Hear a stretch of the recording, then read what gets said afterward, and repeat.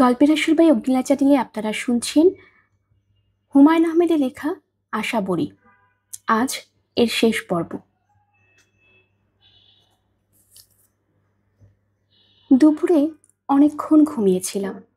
ঘুম ভাঙল সন্ধ্যায়। নিচ থেকে ভাঙল না, আপা এসে ধাক্কা দিয়ে তুলল। শঙ্কিত গলায় বলল, তোকে নিতে এসেছি, তাড়াতাড়ি ওঠ। কে নিতে এসেছে? সুলাইমান চাচার বড় মেয়ে। চাচার শরীর খুব খারাপ, তোকে আর ভাইয়াকে নিতে এসেছে। তোদের দেখতে চেয়েছেন, ভাইয়া বাসায় নেই, তুই যা। আমি বিছানা ছেড়ে নামলাম। হাত মুখ ধুতে বারান্দায় গিয়ে দেখি সুলাইমান চাচার বড় মেয়ে মোড়ায় বসে আছেন, ব্যাকুল হয়ে কাঁদছেন। আমাকে দেখে ভাঙা গলায় বললেন, তাড়াতাড়ি কর রেনু। সুলাইমান চাচা মারা গেলেন ঠিক সন্ধ্যায়। ঘরে তখন শুধু আমি একা। সুলাইমান চাচা ইশারায় সবাইকে চলে যেতে বলেছিলেন। ঘরে কেউ ছিল না। তিনি আমাকে তার কাছে যেতে বললেন। আমি কাছে গেলাম, তার হাত ধরে পাশে দাঁড়ালাম। তিনি কিছু একটা বলতে চাইলেন, বলতে পারলেন না। মৃত্যু সম্পর্কে অনেককে বলতে শুনেছি, মানুষ কখন মারা যায় বোঝা যায় না, এমনকি ডাক্তারও ধরতে পারেন না। পরীক্ষা করে বলতে হয় রোগী মৃত। আমার ধারণা কথাটা সম্পূর্ণ ভুল। যেই মুহূর্তে সুলাইমান চাচা মারা গেলেন আমি টের পেলাম। তারপরেও অনেকক্ষণ তার হাত ধরে বসে রইলাম। একটা মানুষ কত ভালো ছিল তার টের পাওয়া যায় তার মৃত্যুর পর। আমি তো খুব বেশি মানুষের সঙ্গে মিশিনি। আমার ক্ষুদ্র জীবনে দেখা সর্বশ্রেষ্ঠ মানুষটি মারা গেলেন আমার চোখের সামনে। আমার কাঁদা উচিত, কাঁদতে পারছি না। দুঃখে হৃদয়ে অভিভূত হওয়া উচিত, তাও হচ্ছে না। আমি শান্ত ভঙ্গিতে ঘর থেকে বের হয়ে এলাম। ক্লিনিকের বারান্দায় সবাই দাঁড়িয়ে আছে। আমি শান্ত মুখে বললাম, যান, আপনারা ভেতরে যান। বড় মেয়ে আগ্রহ নিয়ে বললেন, বাবা কেমন আছেন? আমি কিছু না ভেবেই বললাম, ভালো। ওই দিন সন্ধ্যা আমার জীবনের একটা বিশেষ সময়। কাজেই আমি আপনাকে অনুরোধ করছি এখন যা বলবো খুব মন দিয়ে শোনার জন্য। আমি ক্লিনিক থেকে বের হলাম, রিক্সা নিতে যাব। মনে হলো আসার সময় টাকা নিয়ে আসিনি। তাতে অসুবিধা নেই, একটা রিক্সা নিয়ে বাসায় যেতে পারি। কিন্তু বাসায় পৌঁছে যদি দেখি মার কাছে টাকা নেই। পথ খুব বেশি না, 1 মাইলেরও কম হবে। অনায়াসে হেঁটে যাওয়া যায়। রাস্তা ভর্তি লোকজন, সোডিয়াম লাইট জ্বলছে। অসুবিধা কি? আমি হাঁটতে শুরু করলাম। মগবাজার চৌরাস্তায় পৌঁছতেই একজন নিতান্ত অপরিচিত লোক আমাকে পেছন থেকে ডাকলো, রেনু, এই রেনু। আমি চমকে পিছনে ফিরে দেখি রিকশায় 30-35 বছরের এক ভদ্রলোক বসে আছেন। দু হাতে দুটাক বাজারের ব্যাগ, পায়ের কাছে ধবধবে সাদা রঙের একটা হাঁস। ভদ্রলোকের চেহারা বর্ণনা দেই। খুব সাধারণ চেহারা, তবে বড় বড় চোখ। চোখের দিকে তাকালে কাজী নজরুল মনে হয়। কাজী নজরুল মনে হওয়ার আরেকটা কারণ হচ্ছে তার মাথার চুল লম্বা। ফ্যাশনের লম্বা না, অনেকদিন চুল না কাটলেই চুল যেমন ঝাঁকড়া ঝাঁকড়া হয়ে যায় তেমন। তার গায়ে খয়েরি রঙের শার্ট। আমি কাছে এগিয়ে গেলাম। ভদ্রলোক বিরক্ত গলায় বললেন, কি যন্ত্রণায় পড়েছি দেখ তো রেনু। রিকশার চাকা বাস্ট হয়েছে, বাজারের ব্যাগ একটা ফুটো হয়েছে, টপ টপ করে গোল আলু পড়ছে। হাঁস একটা কিনেছি, ব্যাটা ঠিকমতো বেঁধে দেয়নি, উড়ে যাওয়ার চেষ্টা করছে। হাঁসটাকে পা দিয়ে চেপে ধরে রাখতে হচ্ছে। আমি বললাম, আপনাকে কিন্তু আমি চিনতে পারছি না। ভদ্রলোক অবাক হয়ে বললেন, আমাকে চিনতে পারছো না মানে? তুমি রেনু না? জি, আমি মবিনুর রহমান। আমি এখনো চিনতে পারছি না। বলো কি, তুমি কলা বাগানে থাকো না? জি না। তুমি আউয়াল সাহেবের মেয়ে না? জি না। ভদ্রলোক হতভম্ব হয়ে গেলেন। আমি নিজেও বিস্মিত। তিনি যে মেয়েকে চেনেন সে নিশ্চয়ই দেখতে আমার মতো, তার নামও রেনু। এমন মিলের কোনো মানে হয়? ভদ্রলোক বললেন, আমি অসম্ভব রকম লজ্জিত, তুমি কিছু মনে করো না, একবার তুমি বলে ফেলেছি বলে এখনো বলছি, নয়তো বলতাম না। মাই গড, হোয়াট আ মিস্টেক। আমি হাসতে হাসতে বললাম, আমি কিছু মনে করিনি। ভদ্রলোক বললেন, আমি যে মেয়ের কথা বলছি সে দেখতে অবিকল তোমার মতো। আমি যে ভুল করেছি সেই ভুল ওই মেয়েকে যারা চেনে তারা সবাই করবে। তুমি বিশ্বাস করো আমার কথা। আপনাকে এত লজ্জায় পড়তে হবে না, আমি কিছু মনে করিনি। আচ্ছা যাই, আপনার হাঁসটা কিন্তু পালিয়ে যাবার চেষ্টা করছে, ভালো করে চেপে ধরুন। আমি হাঁটতে হাঁটতে অনেক দূর এসে একবার পেছনে ফিরলাম। ভদ্রলোক রিক্সা থেকে নেমেছেন, হাতে ব্যাগ বা হাঁস কিছুই নেই। তার পলকহীন দৃষ্টি আমার দিকে। তার ভাবভঙ্গি দেখে মনে হলো তিনি লজ্জায় পাথর হয়ে গেছেন। সেই রাতে আমার এক ফোঁটা ঘুম হলো না। তার কারণ সুলাইমান চাচার মৃত্যু নয়, কারণ পাথরের মতো দাঁড়িয়ে থাকা ওই ভদ্রলোক। সারাক্ষণ ওই ছবি আমার মনে পড়তে লাগলো। শেষ রাতে সামান্য তন্দ্রার মতো এলো। তখনই ভদ্রলোকের স্বপ্নে দেখলাম তিনি দুটি রাজহাঁস নিয়ে আমাদের বাড়িতে এসেছেন। দরজায় কড়া নাড়লেন, আমি দরজা খুললাম। ভদ্রলোককে বললেন, রেনু, দুটো রাজহাঁস নিয়ে এসেছি, দেখো তো পছন্দ হয় কিনা। আমি বললাম, আপনি কি? আমি তো আপনাকে চিনতে পারছি না। ভদ্রলোক আহত অপমানিত গলায় বললেন, কি বলছো তুমি? আমি আপনার নামও তো জানি না। আমার নাম মবিন, মবিনুর রহমান। এই নামে আমি কাউকে চিনি না, প্লিজ আপনি জানতো। আচ্ছা যাচ্ছি, হাঁস দুটো রেখে দাও। ভদ্রলোক হাঁস দুটো ঘরের ভেতর ছেড়ে দিলেন। তারা প্যাক প্যাক করে সারা ঘরময় ছুটে বেড়াতে লাগলো। আমার ঘুম ভেঙে গেল। একজন মধ্যবয়স্ক মানুষ সন্ধ্যাবেলা বাজার করে ফিরছে, যার চেহারাও আমি সম্ভবত ভালো করে দেখিনি। সামান্য কিছু কথা হয়েছে, আর তাতেই সারা রাত আমার ঘুম হলো না। ভোরবেলা আমি পুরো ব্যাপারটা উড়িয়ে দিতে চেষ্টা করলাম, একটা আলগা ফুর্তির ভাব নিয়ে আসতে চেষ্টা করলাম। টবে আমাদের দুটো গোলাপ গাছ আছে, কাছে নিয়ে গাছ সেটে দিতে গেলাম। গাছের ডাল কাটতে কাটতে সম্ভবত গুনগুন করে গানও গাইলাম। আপা বারান্দার দাঁড়িয়ে আমাকে দেখছিল। সে কঠিন গলায় বলল, কি হয়েছে রেনু? কিছু হয়নি তো। তুই খুশি হবার ভান করছিস কেন? আমি রাগী গলায় বললাম, তুমি বেশি বেশি বুঝো। আমি মোটেই খুশি হবার ভান করছি না। কাল সন্ধ্যায় একজন মানুষকে মারা যেতে দেখলাম, অপরিচিত কাউকে না, খুব পরিচিত একজনকে। সারা রাত আমার ঘুম হয়নি। কাজেই আমি এখন কি করছি না করছি তা দেখে তুমি আমার চরিত্র বুঝে ফেলবে কিভাবে? তুমি তো অন্তর্যামী নাও। আপা কিছু না বলে ভেতরে চলে গেল। আমার মনটা খারাপ হয়ে গেল। প্রতিদিন আমি কিছুক্ষণের জন্য হলেও ঘর থেকে বের হই, সেদিন বের হলাম না। সারা সকাল পড়ার চেষ্টা করলাম, দুপুরে ঘুমোতে গেলাম, রাতে ঘুম হয়নি। দুপুরে শোয়া মাত্র ঘুম আসার কথা, ঘুম এলো না। বিকেল 4টার দিকে মনে হলো মবিনুর রহমান সাহেব নামের ভদ্রলোক বাজার করে নিশ্চয়ই ওই রাস্তায় ফিরবেন। যদিও পরপর দুদিন বাজার করা কথা না, কিন্তু উনি যেমন ভুলো মনের মানুষ, হয়তো কিছু একটা ভুলে আনা হয়নি, আজ আবার আনতে হবে। কিছু কিছু মানুষ আছে বিকেলে বাজার করতে পছন্দ করে, অফিস থেকে সরাসরি কাঁচা বাজারে চলে যায়। এখন যদি আমি ঘর থেকে বের হই, ভদ্রলোকের সঙ্গে নিশ্চয়ই দেখা হবে। শাড়ি পাল্টাচ্ছি। আপা বলল, কোথায় যাচ্ছিস? মিতুদের বাসায়। এখন মিতুদের বাসায় যাচ্ছিস? সন্ধ্যা তো হয় হয়, ফিরবে কিভাবে? মিতুর ছোট মামা পৌঁছে দিবেন, যেতেই হবে। মিতুর জন্মদিন, খুব করে বলে দিয়েছে। জন্মদিনে খালি হাতে যাবি? উপায় কি? তুই কি সত্যিই মিতুর জন্মদিনে যাচ্ছিস? আমি কঠিন গলায় বললাম, তোমার সন্দেহ হচ্ছে কেন আপা? কেন তোমার মনে হলো আমি মিথ্যে কথা বলছি? তুই খুব সাজগোজ করছিস তাই বলছি। বন্ধুর জন্মদিনে সাজগোজ করতে পারবো না? অবশ্যই পারবি, কিন্তু আগেও তো আরো অনেক জন্মদিন হয়েছে, তোকে কখনো সাজতে দেখিনি।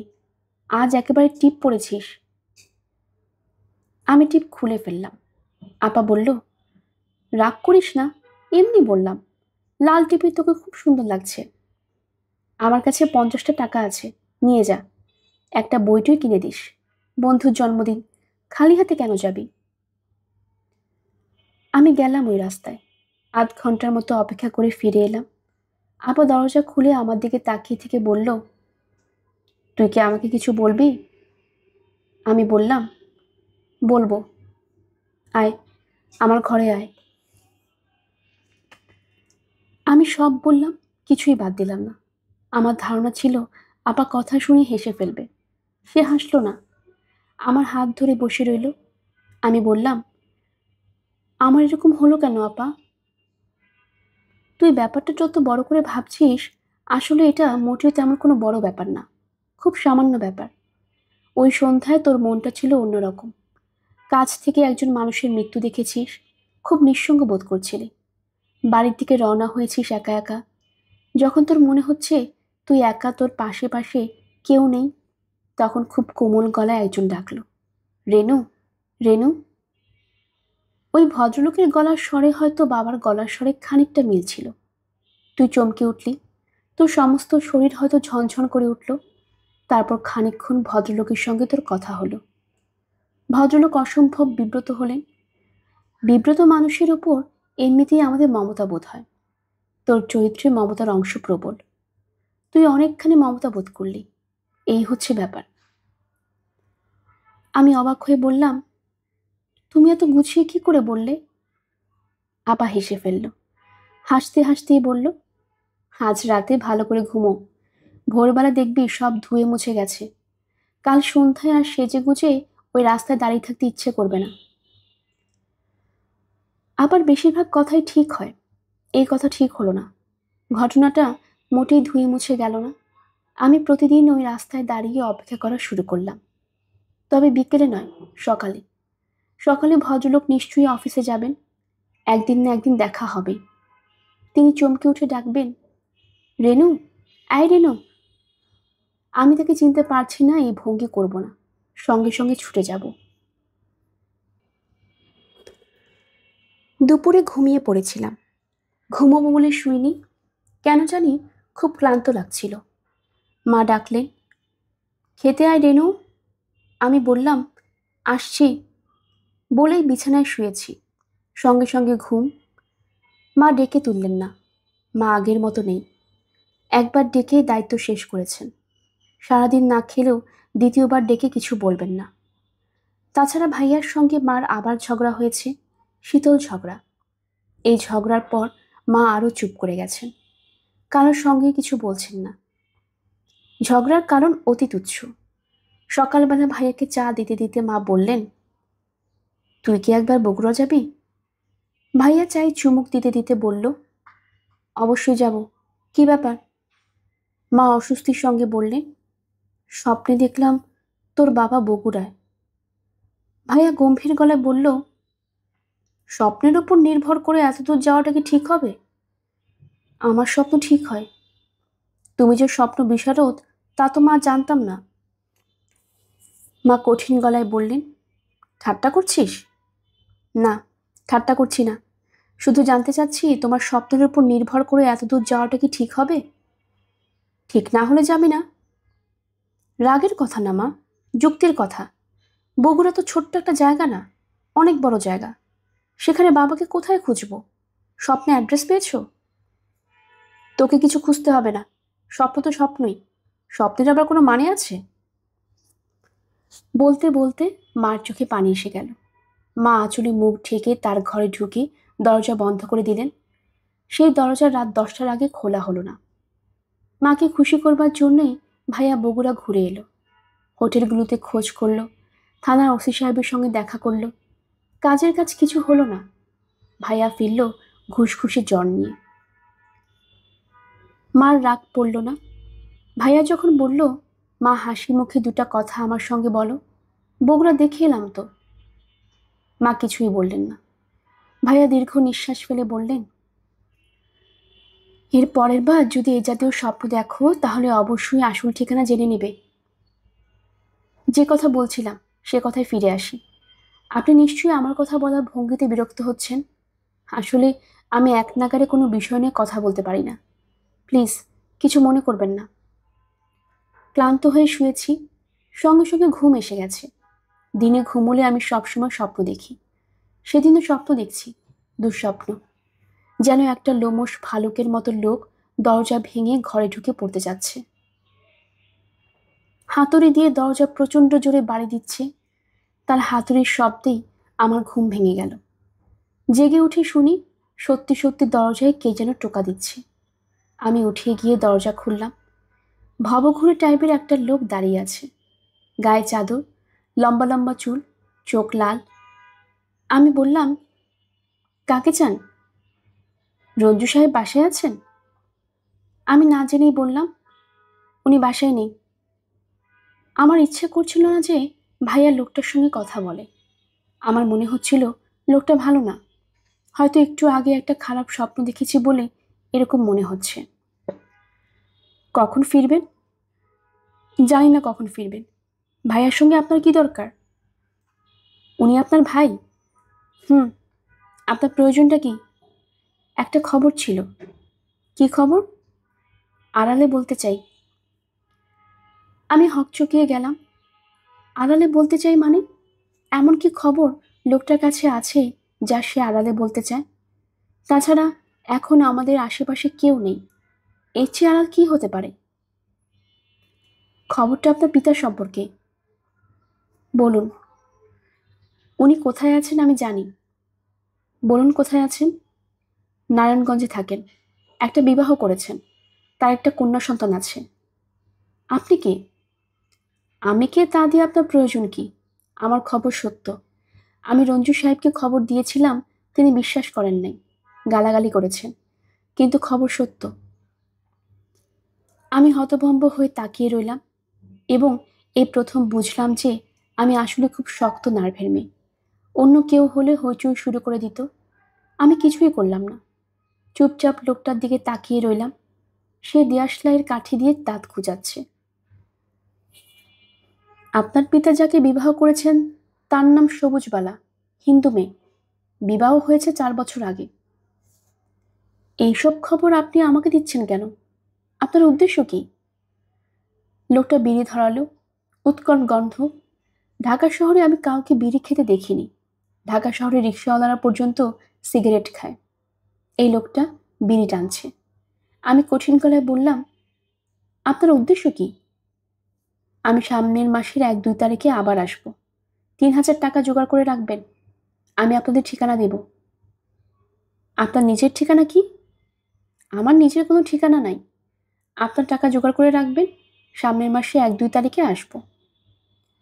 লোকটা চলে যাবার পর আমি খুব স্বাভাবিক ভঙ্গিতে মার ঘরে ঢুকলাম।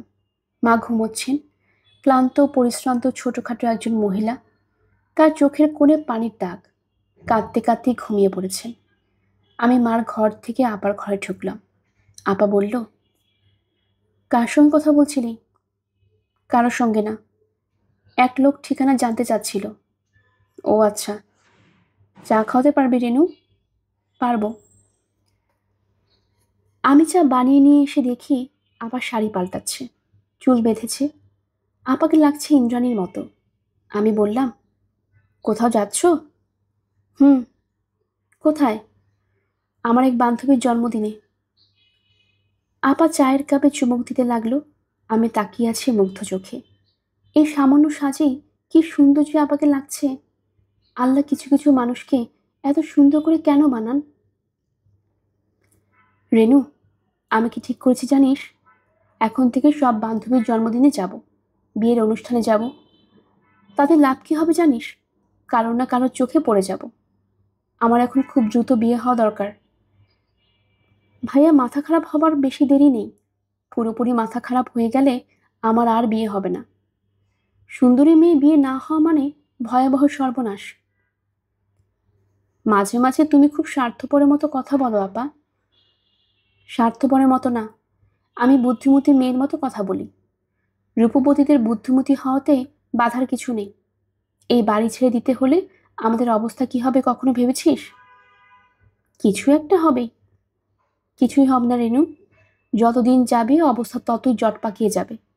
ওই যে লোকটা তোকে বলল বাবার খোঁজ পাওয়া গেছে, দেখা যাবে সেটাও সত্যি। আমি চমকে উঠে বললাম, তুমি কথা শুনেছ? শুনবো না কেন? আমি তো বধির না, আমার কানে খুব পরিষ্কার। ভাইয়ার সঙ্গে লোকটার যে কথা হয় তাও শুনেছি। কিছু তো বলনি? বলবো কেন? আগে বাড়িয়ে আমি কিছু বলি না। তোমার কি ধারণা লোকটা সত্যি কথা বলছে? না, মিথ্যা বলছে।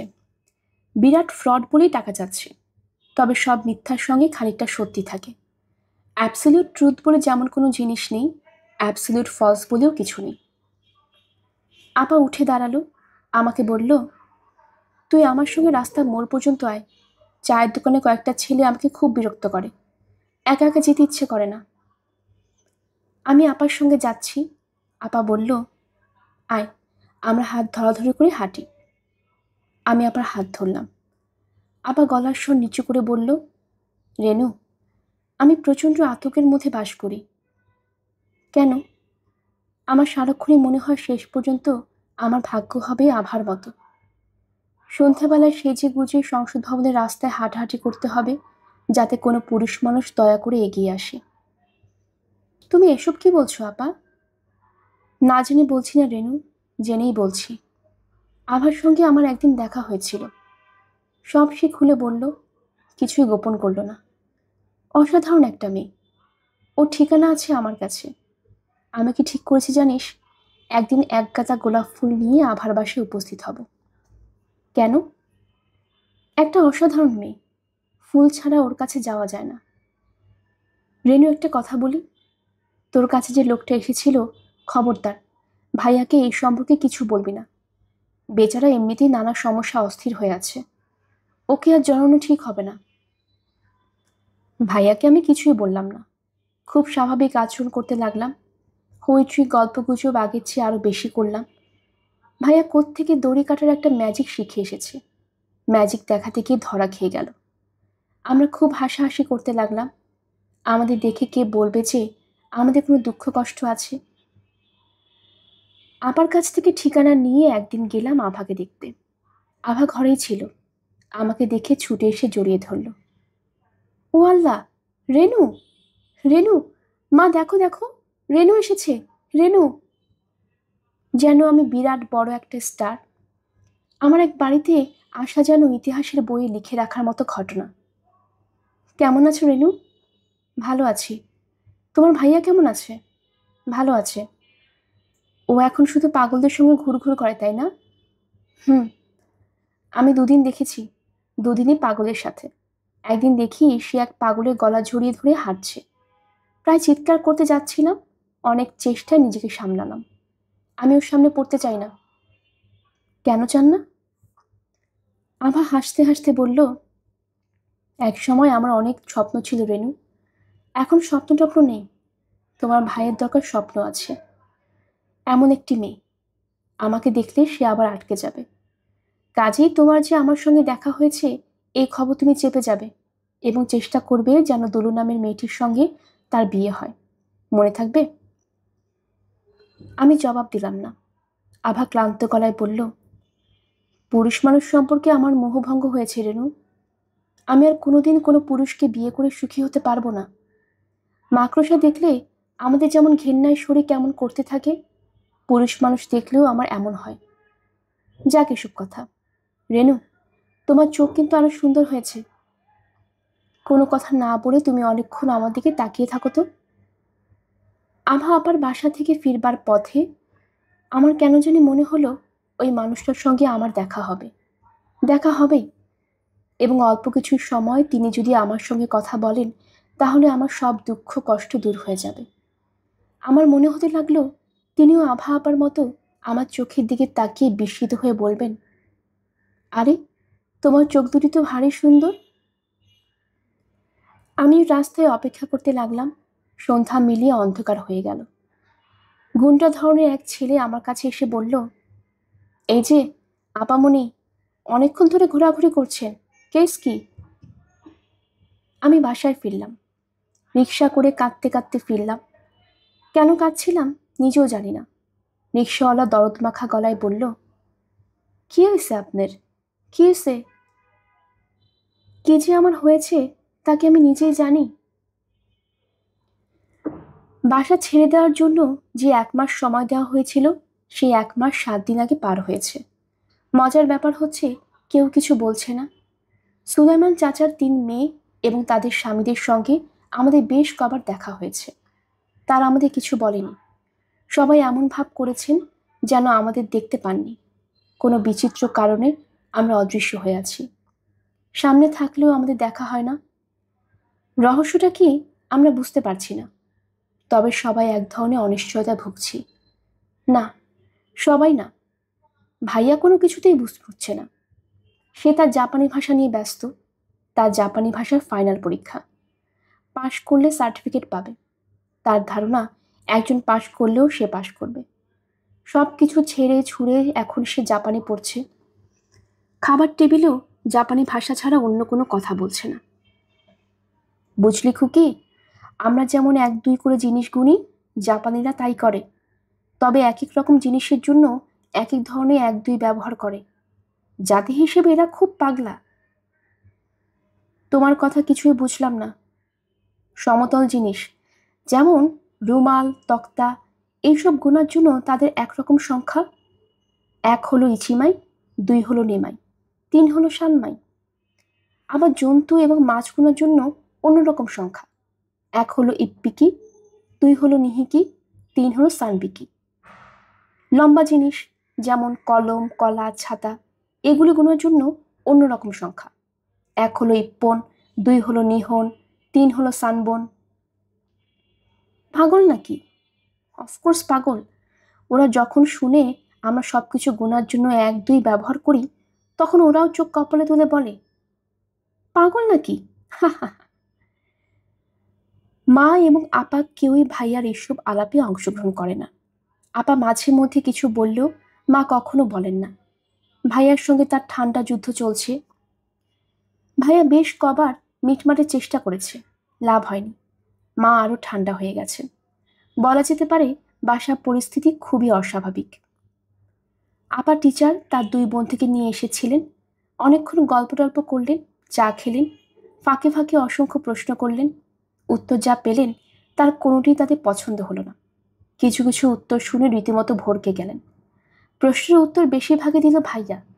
সে না দিয়ে যদি আমি দিতাম, তাহলে হয়তোবা কিছুটা সামনে দিতাম।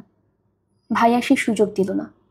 প্রশ্নের উত্তরগুলি এইরকম, স্যার, এই বাড়ি কি আপনাদের নিজের? ভাইয়া, পাগল হয়েছেন? ভাড়া বাড়ি, তাও অনেকদিন ভাড়া দেওয়া হচ্ছে না, যে কোনো মুহূর্তে বের করে দেবে। স্যার, গ্রামের বাড়িতে নিশ্চয়ই জমি জমা আছে? ভাইয়া, কিছুই নেই। সামান্য ছিল, বাবা তা বিক্রি করে ক্যাশ টাকা করেছিলেন ব্যবসার জন্য। পাটের ব্যবসায় লাগানো হয়েছিল, লাভ হয়নি। আমও গেছে, ছালাও গেছে। স্যার, আপনার বাবা ব্যবসা করেন? বাবা যা করেন তাকে ব্যবসা বলা ঠিক হবে না। তাতে ব্যবসা শব্দটার অমর্যাদা হবে। বাবাকে ভদ্র ফেরিওয়ালা বলতে পারেন। তিনি এক জায়গায় জিনিস অন্য জায়গায় আনেন। ইনি কি আছেন বাসায়? না, উনি যে কোথায় আছেন আমরা জানি না। 4 মাস ধরে বাড়ির সঙ্গে কোনো যোগাযোগ নেই। স্যার পুরোপুরি ঘাবড়ে গিয়ে, কেন? বুঝতে পারছি না। সম্ভবত আমাদের পছন্দ করেন না। এই জাতীয় বাক্যালাপের পর বিয়ের কথা 100 হাত পানির নিচে চলে যাওয়ার কথা। গেল তাই। ভদ্রলোক শুকনো মুখে চলে গেলেন। আপা বলল, আবার আসবে, 1 সপ্তাহের মধ্যে আসবে। কোন জায়গায় কিছু ঠিক করতে না পেরে আসবে। ঠিক করতে পারবে না কেন? চেহারার দিকে তাকিয়ে বুঝিস না কেন? ঘোড়ার মতো মুখ।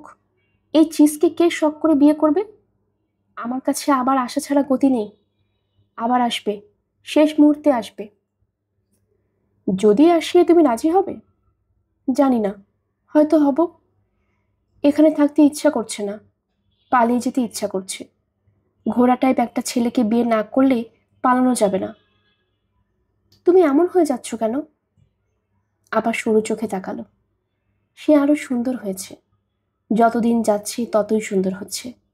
এটাও আমাদের জন্য ভয়ের কথা। সুন্দরী মেয়েদের সমস্যার অন্ত নেই। বাসার সামনে আজে বাজে ধরনের কিছু ছেলে এখনো জটলা পাকায়। এর মধ্যে একজনকে দেখলে ভয়ে নিঃশ্বাস বন্ধ হয়ে আসে। সে মোটর সাইকেলে চড়ে আসে, মাথা ভর্তি বাবরি চুল, চোখে সানগ্লাসে ঢাকা। সে একা আসে না, তার কোমর জড়িয়ে ধরে আরেকজন বসে থাকে। সেইজন রোঙা টিংটিঙে, সম্ভবত চামচা টাইপের কেউ। চোখে সানগ্লাসওয়ালা মোটর সাইকেল থেকে নেমে পা ফাঁক করে দাঁড়ায়। চামচাটা পান এনে দেয়, সিগারেট এনে দেয়, পাশে দাঁড়িয়ে হ্যাঁ হ্যাঁ করে হাসে। আমাদের বাসটাই যে এদের লক্ষ্য তা অত্যন্ত পরিষ্কার, কারণ এরা তাকিয়ে থাকে আমাদের বাসার দিকে। কোনো কোনো দিন দুটো মোটর সাইকেল করে 4 জন এসে উপস্থিত হয়। এরা কখনো বসে না, পা ফাঁক করে দাঁড়িয়ে থাকে। সম্ভবত দাঁড়িয়ে থাকাটাই স্টাইল। এক বিকেলে সানগ্লাসওয়ালা আমাদের বাসার কড়া নাড়ল। আমি দরজা খুললাম। বিস্ময়ের প্রথম ধাক্কা সামলে নিয়ে বললাম, কি চান? সানগ্লাসওয়ালা বলল, আগুন দরকার, দেয়াশলাই আছে? আমি দেয়াশলাই এনে দিলাম। সে সিগারেট ধরাতে ধরাতে বলল, মীরা কি বাসায়? হ্যাঁ বাসায়। কেন? না, এমনি জিজ্ঞেস করলাম। সে লম্বা লম্বা পা ফেলে মোটর সাইকেলের দিকে রওনা হলো। আমি বললাম, দেয়াশলাই দিয়ে যান। ও সরি, গ্যাস ধরো তো। বলে দূর থেকে দেয়াশলাই ছুড়ে দিল। তার সঙ্গীরা হেসে উঠল। আমি কঠিন মুখ করে অনেকক্ষণ দাঁড়িয়ে রইলাম। এর বেশি আমার আর কী বা করার আছে? আমাদের পাশের বাড়ির ভাড়াটের স্ত্রী একদিন এসে কথায় কথায় আমার মাকে বললেন, আপা বড় মেয়েটাকে আপনি তাড়াতাড়ি বিয়ে দিয়ে দিন। মা বললেন, কেন? সবাই কি সব বলা বলি করে, শুনে ভয় লাগে, শেষটা যদি কোনো কেলেঙ্কারি হয়। কি বলা বলি করে? গুন্ডা টাইপের ছেলে রোজ আসে, এতে বিশ্বাস নেই। ধরুন খালি বাসায় এরা যদি কোনোদিন এসে মেয়ে উঠিয়ে নিয়ে যায়, তখন কি করবেন?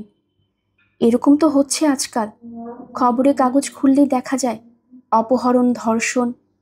আপা, আপনি মেয়ের বিয়ের ব্যবস্থা করুন, কিংবা দূরে কোথাও পাঠিয়ে দিন।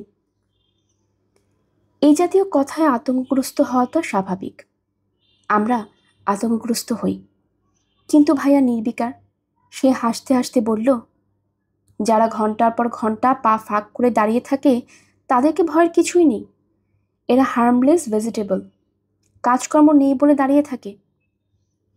আমি ভাইয়াকে বললাম, তুমি তাদের কিছুই বলবে না? কিছু বললে ওদের গুরুত্ব দেওয়া হবে, এরা এটাই চাচ্ছে। কিছু না বলাই ভালো। ওদের কাণ্ড কারখানা আমার কিন্তু ভালো লাগছে না। ওরা কোনো একটা মতলব করছে। মানুষের বাড়ির সামনে পা মেলে দাঁড়িয়ে কেউ মতলব করে না। তুই খামাখা চিন্তা করিস না তো। চিন্তা করে কখনো কোনো সমস্যার সমাধান হয় না। ওদের তুচ্ছ সব সমস্যা নিয়ে চিন্তা করা কোনো মানে হয় না। আমাদের সামনে বিশাল সমস্যা। বিশাল সমস্যাটা কি? যথাসময় জানতে পারবি। এখনই বলো। ভাইয়া হাসতে হাসতে বলল, মনে হচ্ছে পাগল হয়ে যাচ্ছি।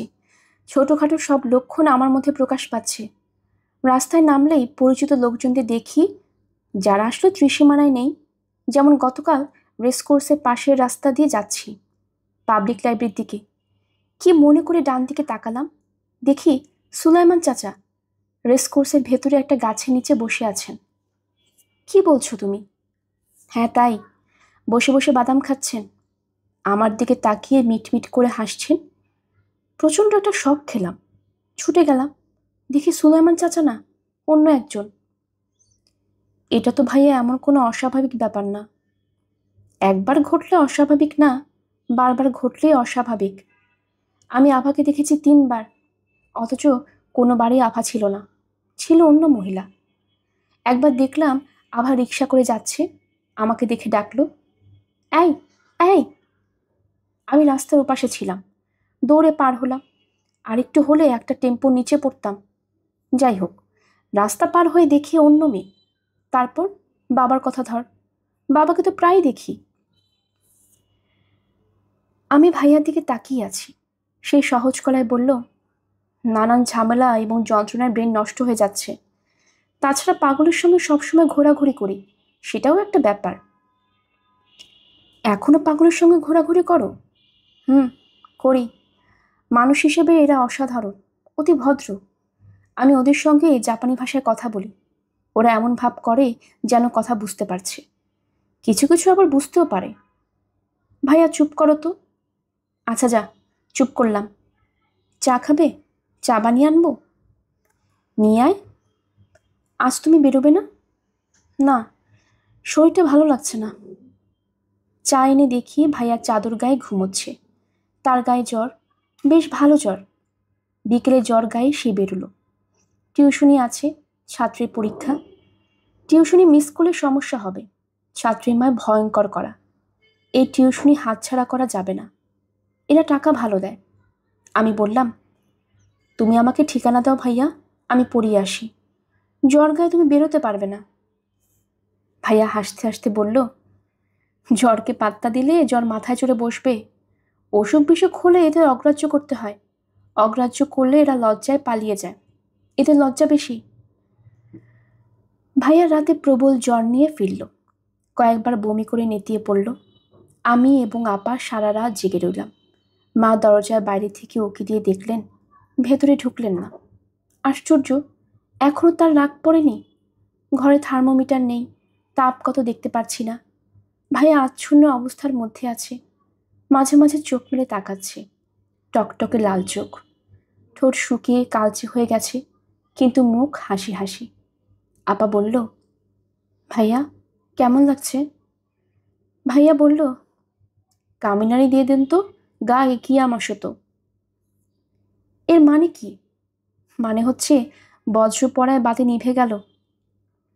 ঘুমোতে চেষ্টা করো তো ভাইয়া। চেষ্টা করছি, লাভ হচ্ছে না। পৃথিবী যে নিজের অক্ষের ওপর ঘুরে, এই ব্যাপারটাকে বিশ্বাস করিনি, এখন করছি। আমার চারদিক বনবন করে ঘুরছে। জয় বিজ্ঞান। আমি বললাম, চুপচাপ শুয়ে থাকো। ভাইয়া হাসতে হাসতে বলল, শুয়েই তো আছি, দাঁড়িয়ে আছি নাকি? শেষ রাতের দিকে ভাইয়ার জ্বর একটু নামলো। সে বিছানায় উঠে বসলো। আমাদের দিকে তাকিয়ে বলল, খুব ট্রাবল দিয়েছি, এখন ঘুমোতে যা। শরীর ভালো লাগছে? খানিকটা লাগছে। মা কি জেগে আছে? হুম, বারান্দায় বসে আছেন। মাকে ডেকে আনতো, মার রাগ ভাঙাবার ব্যবস্থা করি। মা ঘরে এলেন। ভাইয়া বলল, বসো মা। মা বসলেন না, দাঁড়িয়ে রইলেন। তার স্বাস্থ্যের যে এতটা খারাপ হয়েছে আগে লক্ষ্য করিনি। ছায়ার মতো একজন মানুষ ভাইয়ার হাত বাড়িয়ে মার হাত ধরল। মাকে টেনে পাশে বসিয়ে বলল, বাবা কোথায় আছেন এই সম্পর্কে অনেক চিন্তা ভাবনা করে একটা থিওরি বের করেছি, তোমাকে বলি শোনো। বাবার একটা চিঠির কথা তোমার মনে আছে, যেখানে বেনাপোল বর্ডার দিয়ে সুপারে আসার কথা লেখা? ওই চিঠি থেকে আমার ধারণা হয়েছে বাবা বেনাপোল গিয়েছিলেন, তারপর লোভে লোভে বর্ডার ক্রস করেছেন। ব্যবসার জন্য যেতে পারেন, আমার দেশ দেখার জন্যও যেতে পারেন। তার তো ঘোড়ার বাতিক আছে। ওইখানে ইন্ডিয়ান পুলিশের হাতে ধরা পড়েছেন। তারা বাবাকে জেলে ঢুকিয়ে দিয়েছে। খবরের কাগজে দেখেছি কলকাতার জেলে 70 জনের মতো বাংলাদেশি আছে। বিনা পাসপোর্টে যারা যায় তাদের 6 মাসের মতো জেল হয়। 6 মাস প্রায় হতে চলল। আমার ধারণা বাবার ফিরে আসার সময় হয়েছে। আমরা সবাই হতভম্ব হয়ে ভাইয়ার দিকে তাকিয়ে আছি। ভাইয়া বলল, আমি কলকাতায় খোঁজ নেওয়ার চেষ্টা করেছি, লাভ হয়নি। নিজেই যাব, পাসপোর্ট করেছি, এই দেখ পাসপোর্ট। ভাইয়া তোষক উল্টে পাসপোর্ট বের করলো। মা শোনো, তুমি যে ভাবো বাবার ব্যাপারে আমার কোনো মাথা ব্যথা নেই, এটা ঠিক না। আমার কোনো বন্ধু বান্ধব নেই মা, বাবা ছিলেন বন্ধুর মতো। তুমি যতটুকু আগ্রহ নিয়ে বাবার জন্য অপেক্ষা করছো, আমি তার চেয়ে কম আগ্রহ নিয়ে অপেক্ষা করছি না। বাবা একদিন ফিরে আসবে এবং হাসতে হাসতে বলবে, funny man, very funny man. এটা শোনার জন্য আমি কতটুকু ব্যস্ত তা তুমি কোনোদিন বুঝবে না। আমি জ্বরে মরে যাচ্ছিলাম, তুমি দরজায় উকি দিয়ে দেখলে, একবার ভেতরেও ঢুকলে না। তোমার এই অপরাধ আমি কোনোদিন ক্ষমা করব না বলে ভেবেছিলাম, মত পাল্টেছি। তোমাকে ক্ষমা করা হলো, এখন তুমি ঘুমোতে যাও মা, তোমাকে খুব ক্লান্ত দেখাচ্ছে। মা ঘর থেকে চলে যাবার পরপর আমি বললাম, তুমি যে কথাটা বললে তাকে নিজে বিশ্বাস করো? ভাইয়া রাগী গলায় বলল, বিশ্বাস করবো না কেন? বিশ্বাস না করলে পাসপোর্ট করেছি শুধু শুধু? আমি নিচু গলায় বললাম, আমার কাছে একটা লোক এসেছিল যে সে।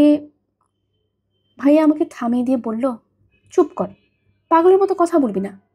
একজন একটা কথা বলে বিশ্বাস করতে হবে? সত্যি হতেও তো পারে। ভাইয়া চোখ লাল করে বলল, যা তুই আমার সামনে থেকে, গেট আউট, গেট আউট। মা ভাইয়া চিৎকার শুনে ছুটে এসে বললেন, কি হয়েছে? ভাইয়া হাসি মুখে বলল, কিছুই না, রেনুকে একটা হিটলারি ধমক দিয়ে দেখলাম। ধমক দিতে পারি কি না? ভালো কথা মা, তোমাদের বলতে ভুলে গেছি, আমার একটা চাকরি হচ্ছে। দুলুর বাবা মন্ত্রী সাহেব নিজেই আমাকে ডেকে চাকরি দিতে চেয়েছেন। ভালো একটা খবর ভেবেছিলাম চাকরি পাওয়ার পর দেব, আগে ভাগেই দিয়ে ফেললাম। এখন দয়া করে একটু হাসো মা, অনেক দিন তোমার মুখে হাসি দেখি না। দ্বিতীয় দিনে ভাইয়ার জ্বর দুপুরবেলার দিকে খুব বাড়ল। একবার বমি করল, বমির সঙ্গে টাটকা রক্ত। আমি হকচকিয়ে বললাম, রক্ত কেন? ভাইয়া বলল, টনসিল থেকে রক্ত আসছে, খামাখা মুখ এরকম করিস না, জ্বর নেমে যাচ্ছে। সত্যি সত্যি বিকেলের দিকে জ্বর নেমে গেল। ভাইয়ার অসুখের কথা কাউকে আমরা বলিনি, কিন্তু দুলু আপা কোত্থেকে যেন খবর পেয়ে চলে এলেন। একবার ভাইয়ার ঘরে উকি দিয়ে আমার সঙ্গে গল্প করতে লাগলেন। অনেকদিন তুই আমাদের বাসায় আসিস না, কারণটা কি বলতো? আমি হাসতে হাসতে বললাম, মন্ত্রীর বাড়িতে যেতে ইচ্ছা করে না, তবু একদিন গিয়েছিলাম, গেটে পুলিশ ধরল। হেন তেন কত প্রশ্ন, কার কাছে যাবেন, কেন যাবেন, শেষে রাগ করে চলে এসেছি। দুলু আপা প্রসঙ্গ পাল্টে বললেন, দুদিন পর পর তোর ভাইয়ার জ্বর হয় কেন বলতো? জানি না, অকর্ণে রোদে ঘোরাঘুরি করে, জ্বর হবে না তো কি? আমি দুদিন দেখেছি ঝাঝা রোদে হাঁটছে, সঙ্গে পাগল ধরনের একজন মানুষ। পাগল ধরনের না পা, সত্যিকারে পাগল। ভাইয়া আজকাল পাগল ছাড়া কারোর সঙ্গে মেশে না। তোমার সঙ্গে ভাইয়ার খুব ভালো মিল হবে, তুমিও পাগল। দুলু আপার মুখ টকটকে লাল হয়ে গেল, খানিকটা লজ্জায়, খানিকটা আনন্দে। পৃথিবীর সবচেয়ে সুন্দর দৃশ্য হচ্ছে একটি মেয়ের লম্বা ও আনন্দ মেশানো লালচে মুখ। দুলু আপার দিকে তাকিয়ে থাকতে এত ভালো লাগছে। আমি বললাম, আপা, তোমার বিয়ের কথা হচ্ছে, এটা কি সত্যি? মোটেই সত্যি না। আরেকটা কথা তোকে বলি, তুই যে আমাকে একবার বলেছিলে চিঠি লিখতে, আমি ঠিক করেছি লিখব। খুব ভালো করেছ, আমার কাছে দিও, পৌঁছে দেব। তোকে পৌঁছাতে হবে না, আমি চিঠি আমিই পৌঁছাবো। আমি বললাম, ভাইয়া জেগে আছে, আপা তুমি কি তার সঙ্গে দেখা করবে? ডুলু আপা দ্বিতীয়বার লজ্জায় লাল হয়ে বললেন, না, আমি যাই রেনু, তোর ভাইয়ের জ্বর বাড়লে আমাকে খবর দিস, মন্ত্রী মেয়ে বলে অবহেলা করিস না। ভাইয়ার জ্বরের তৃতীয় দিনের কথা। মা ঘরে নেই, তার এক মামাতো ভাইয়ের বাড়িতে গিয়েছেন, সম্ভবত টাকা ধার করতে গেছেন। ঘরে একটি টাকাও নেই। আমিও আমার অভ্যাস মতো ঘুরতে বের হয়েছি, হাঁটাহাঁটি করছি। ওই রাস্তায় যদি মবিনুর রহমান নামের মানুষটির দেখা পেয়ে যায়, একদিন না একদিন দেখা তো হবেই। এইদিকেই কোথাও তার বাসা, এই রাস্তাতেই তাকে যাওয়া আসা করতে হয়। হাল ছেড়ে ঘরে বসে থাকবো, কোনো মানে হয় না। বাসায় আছে শুধু আপা একা। ভাইয়ার বেশ জ্বর, সে এই জ্বর নিয়ে আপার সঙ্গে হাসি তামাশা করছে। একসময় বলল, মুখ ভর্তি দাড়ি গোফ, গাল চুলকাচ্ছে, মীরা রেজারটা এনে দে, দাড়ি কামাবো। আর শোন, বাবা 2-in-1 আয়নাটা আনতো। আপা রেজার এবং সাবান এনে দেখে ভাইয়া খাটের নিচে অজ্ঞান হয়ে পড়ে আছে, তার মুখ দিয়ে ফেনা বেরোচ্ছে। আপা দরজা খুলে ছুটে বের হয়ে গেল, কাঁদতে কাঁদতে সানগ্লাস পরা ছেলেটার কাছে গিয়ে বলল, আমার ভাইয়া মরে যাচ্ছে, আমার ভাইয়া মরে যাচ্ছে।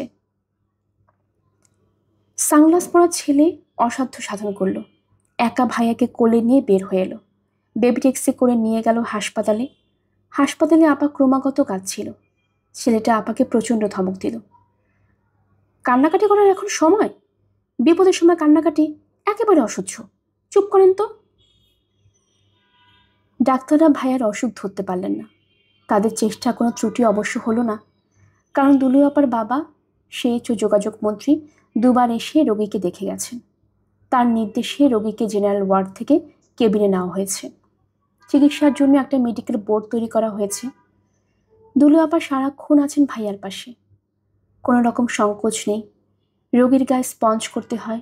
দুলু আপা অত্যন্ত স্বাভাবিক গলায় বলেন, দেখি তোয়ালটা আমার কাছে দাও তো, আমি গায়ে স্পঞ্জ করে দিচ্ছি। ভাইয়া লাল চোখে দুলু আপার দিকে তাকিয়ে থেকে বলেন, কে, আভা নাকি? মাই গড, তুমি কোত্থেকে খবর পেলে? আমি তোমাকে খুঁজে বের করে অনেক চেষ্টা করেছি। তুমি কোথায় ডুব দিয়েছিলে বলো তো? দুলু আপা কিছুই বললেন না, চুপ করে থাকেন।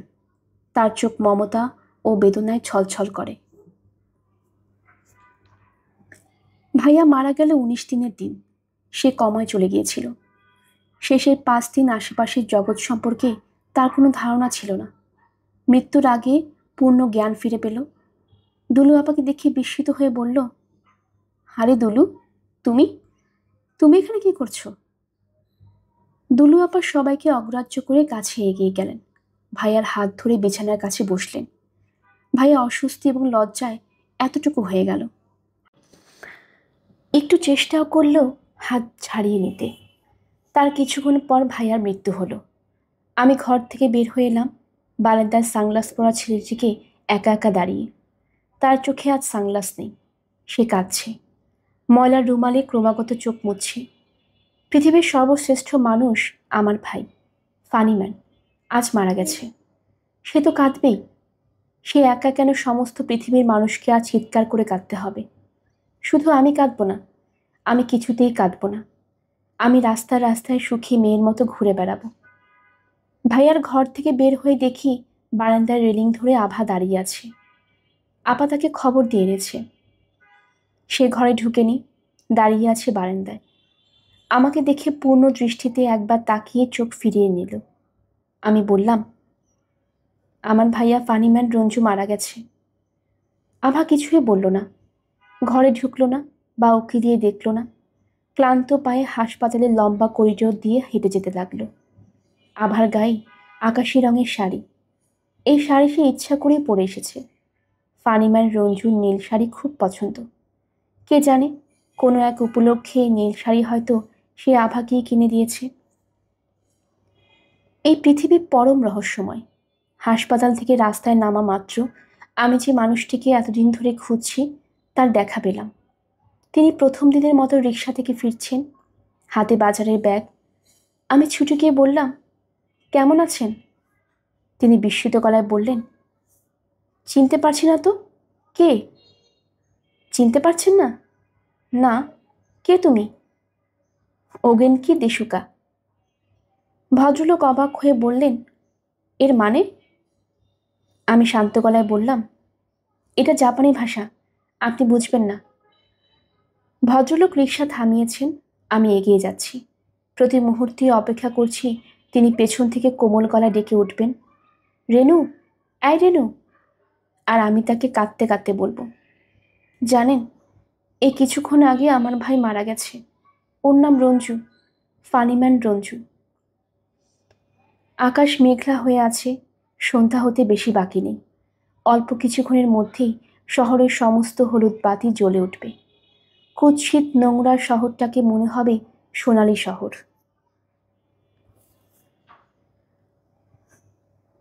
গল্পের সবাই অগ্নিলা চ্যানেলে আপনারা শুনছিলেন হুমায়ুন আহমেদের লেখা উপন্যাস আশাবরী।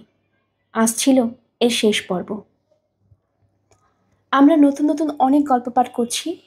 আপনারা যারা নতুন আমাদের চ্যানেলটি শুনছেন, চ্যানেলে অনেকগুলো গল্প পাঠ করা হয়েছে, সেগুলো স্ক্রল করে শুনে নেবেন। আশা করছি আপনাদের সবার কাছে ভালো লাগবে। যদি ভালো লেগে থাকে কাইন্ডলি সাবস্ক্রাইব করে নেবেন। আশেপাশে যারা আছেন সবাইকে জানাবেন। নতুন কোনো গল্প নিয়ে হাজির হব। সবাই ভালো থাকবেন। ধন্যবাদ।